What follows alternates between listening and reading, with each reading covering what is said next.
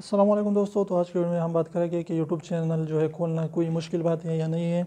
तो जी हाँ, यूट्यूब खोलना जो है बिल्कुल मुश्किल बात नहीं है। आप आसानी से जो है अपनी जीमेल से कोई भी जो है यूट्यूब चैनल क्रिएट कर सकते हैं। लेकिन यूट्यूब चैनल को जो है ग्रो करना, उसको मेंटेन रखना और उसको जो है अच्छे तरीके से चलाना, ये मुश्किल काम है। यानी अगर आप रेगुलर रहते हैं और कंसिस्टेंट रहते हैं, क्वालिटी भी अच्छी रहती है और इसके अलावा जो है आप अच्छे कंटेंट, वैल्यूएबल कंटेंट जो लोगों को प्रोवाइड करते हैं, तो इंशाल्लाह इस तरीके से आपके लिए कुछ भी हार्ड नहीं है कि आप यूट्यूब चैनल जो है वो चला सकें। तो इस तरीके से आप अच्छे कंटेंट बनाते जाए तो इंशाल्लाह आपका चैनल जो है ग्रो भी करेगा और आप भी जो है उससे पैसे भी कमा सकते हैं।